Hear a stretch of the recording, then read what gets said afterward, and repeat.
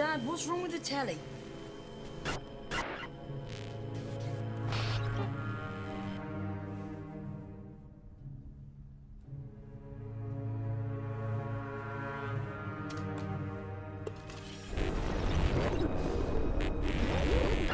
Good evening, London.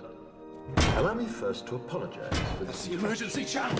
I do, like many of you, appreciate the comforts of the everyday routine, the security of the familiar, the tranquility of repetition. Bloody hell. I enjoy them as much as any bloke. But in the spirit of commemoration, Who's that, Mum? whereby those important events of the past, usually associated with someone's death or the end of some awful bloody struggle, are celebrated with a nice holiday, I thought we could mark this November the 5th, a day that is sadly no longer remembered, by taking some time out of our daily lives to sit down and have a little chat.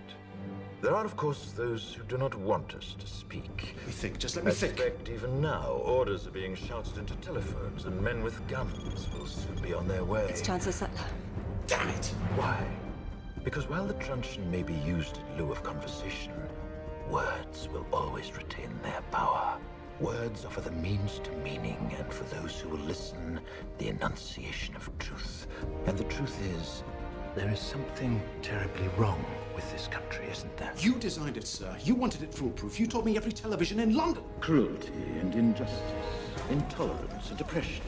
And where once you had the freedom to object, to think and speak as you saw fit, you now have censors and systems of surveillance coercing your conformity and soliciting Cameras. your submission. We need cameras. How did this happen? Who's to blame? Well, certainly there are those who are more responsible than others, and they will be held accountable. But again, truth be told, if you're looking for the guilty, you need only look into a mirror. I know why you did it. I know you were afraid. Who wouldn't be? War, terror, disease. There were a myriad of problems which conspired to corrupt your reason and rob you of your common sense. Fear got the best of you, and in your panic you turned to the now High Chancellor Adam Sutler. He promised you order, he promised you peace, and all he demanded in return was your silent, obedient consent. Inspector, you're almost through. Last night, I sought to end that silence. Last night, I destroyed the Old Bailey to remind this country of what it has forgotten. More than 400 years ago, a great citizen wished to embed the 5th of November forever in our memory.